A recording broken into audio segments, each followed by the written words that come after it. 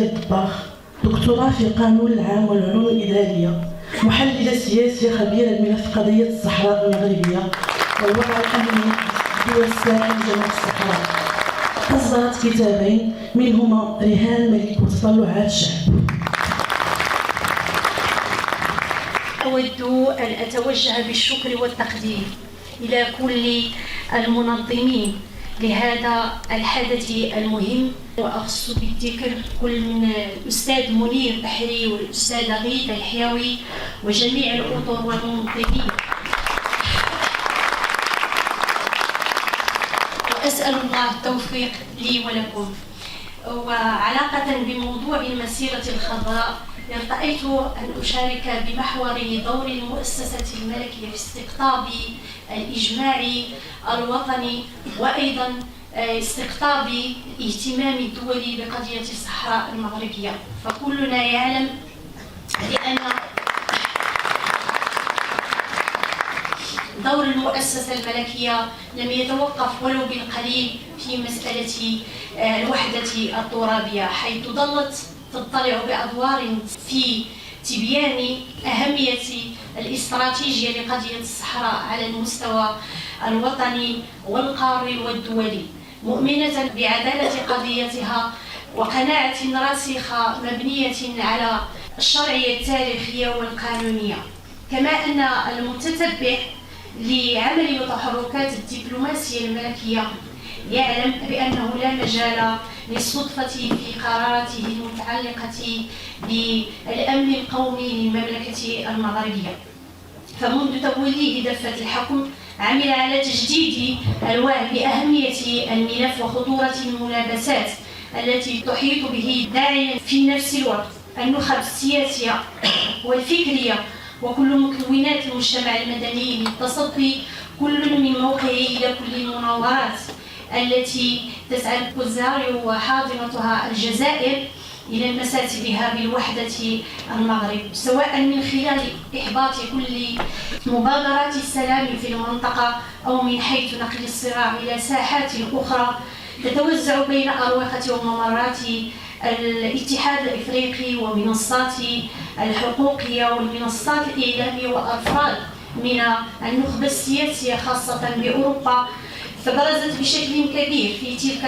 الفترة أهمية الخطابات الملكية في سياسة إجماع والاهتمام الوطني بملف الصحراء المغربية، حيث اعتبرت وعاءها الأساسي، وذلك من أجل المحافظة على تماسكه وهويته وإفشال كل سياسات لا تنسجم مع مصالحه. وتعد تلك المسيرة الخضراء التي نخلد اليوم ذكرها بهذا الجمع المميز اليوم بالنسبة للعالم نقطة تاريخية ومفصلية تبرز فيها في شكل واضح تعاطي المغرب والمغاربة مع ملف استكمال وحدتهم الترابية، وذلك ضمن مقاربة قوامها الواقعية السياسية من جهة، وكذا استمرار ثنائية العرش والشعب في مواجهة كل التحديات التي تستهدف المملكة المغربية. وبالتالي برزت أهمية وضع كل تفاصيل الملف أمام الشعب المغربي، وتتجلى ضرورة الإجماع في قضية الصحراء المغربية من خطورة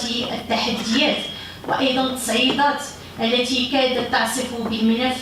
وتبقيه خارج مساره الواقعي والتاريخي المضبوط. فالمتتبع لحيثيات الملف منذ 1975 وحتى الآن يلاحظ أن قضية الصحراء المغربية عرفت مجموعة من الاختلالات في التعامل وأيضا التعامل غير منصف لهذا الملف من قوى دولية وأخرى إقليمية، وهي المسألة التي أثارها جلالة الملك في العديد من الخطابات والتي شكلت نموذجا فريدا في التعبئة الجماعية والالتزام والانضباط، حيث قال جلالته في خطاب ذكرى المسيرة الخضراء لسنة 2015 بأن الصحراء ليست قضية الصحراويين وحدهم، الصحراء قضية كل المغاربة،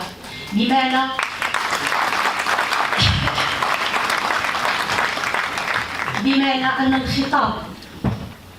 وسع من دائرة التمثيل ومن دائرة المعنيين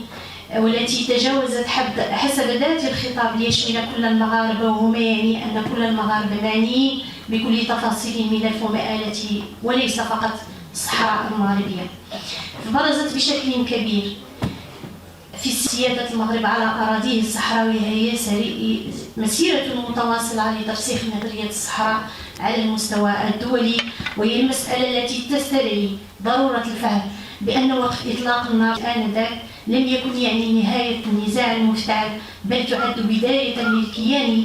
المزعوم بمعية الجزائر لتغيير مسار القضية، مستعملا كل الوسائل غير المشروعة للترويج للأطروحة، مستعينا بكل منصات الحقوق والأقلام المأجورة التي حدد دورها في ترديد هذه الأسطوانة. وبالتالي فالقضية الوحدوية هي مشروع دائم ومستمر يترجم ما قاله جلالة الملك: الصحراء هي قضية وجود وليست قضية حدود.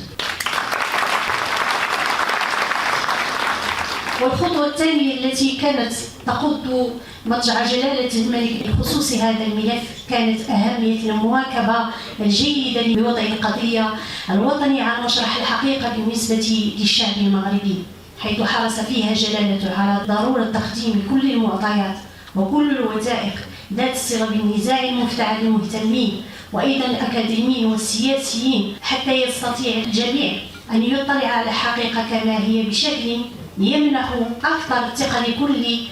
المبادرات للدبلوماسية الموازية من أجل ترافع فعال مؤثر مستند على معرفة علمية متينة، مستوعب بشكل كبير مستجدات الملف وتطوراته، وتمكن من مهارة الترافع وأدواته عبر إرساء آلية التكوين وتعزيز القدرات وأيضا تبادل الخبرات وتشجيع سبل الدفاع. وفعلا كانت المسألة التي أدت إلى تصاعد كمي ونوعي لجهود الدبلوماسية الموازية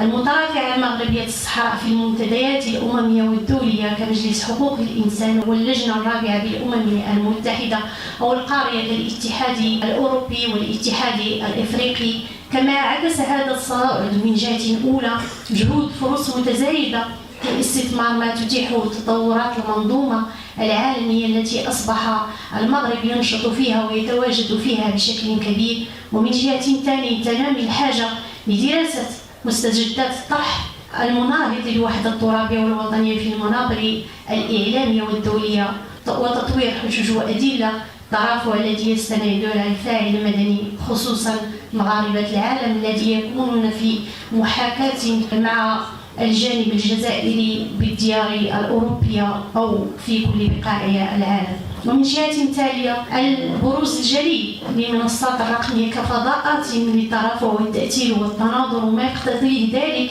من واجب امتلاك أدوات صناعة المحتوى الرقمي الوحدوي وتملك آليات بثه،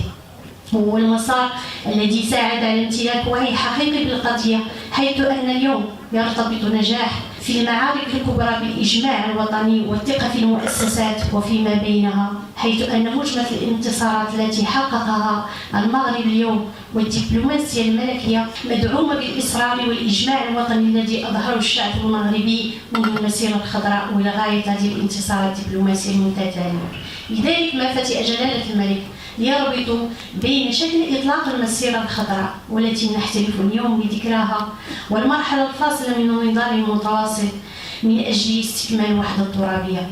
فالبعد الاستراتيجي العميق الذي بناه الملك محمد السادس جدد الدماء في رسم محددات السياسة الخارجية للمملكة سواء على مستوى الشراكة أو على الجوار والتضامن، حيث أن المؤسسة الملكية فعلت من آليات عملها بتغيير واشتغال الدبلوماسية المغربية، برزت بشكل كبير قدرة المملكة على التأقلم مع المتغيرات الدولية والإقليمية، وهو التغيير الذي يطرأ بجلاء في الخطاب السياسي الموجه بالأساس للمنتظم الدولي، فمعظمها خطابات صريحة ومباشرة ومبنية على وقائع وأرقام ترسخ عزم المغرب الماضي في استراتيجية رجع فيها قوامها الانفتاح والوضوح، وفي نفس الوقت الطموح في بنائه لهذه العلاقات وتوطيد موقعه كفاعل إقليمي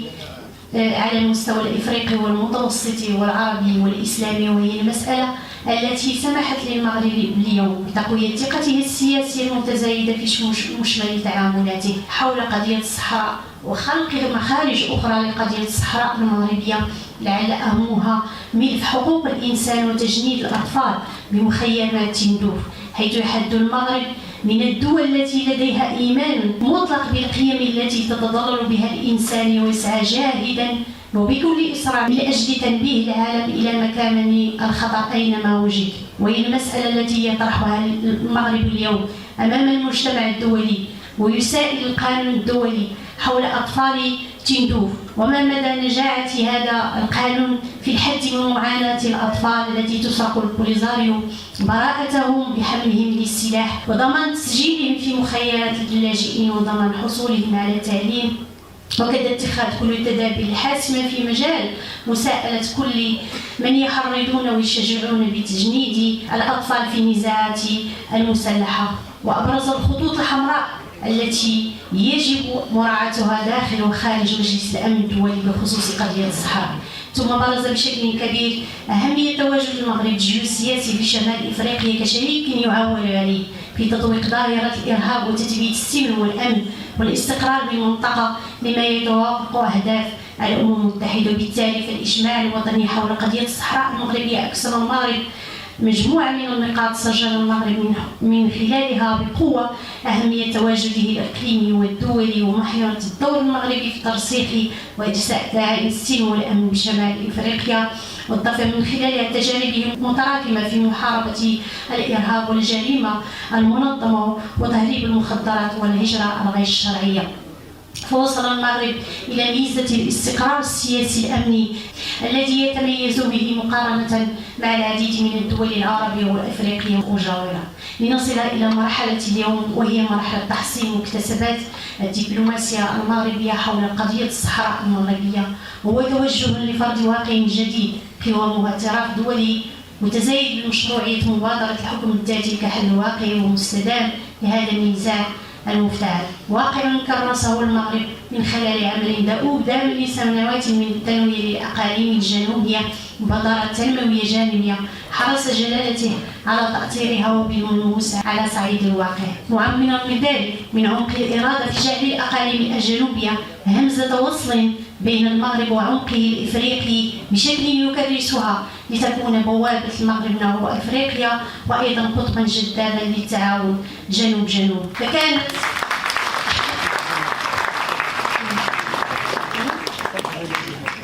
فكانت من نتائج هذا الاستقطاب التي رسخه جلالة الملك لقضية الصحراء تصحيح هذا المسار، تصحيح معظم الدول عبر العالم من موقفها واعترافها بسيادة المغرب على جميع أراضيه بشكل قطعي، لتعكس بذلك التوازن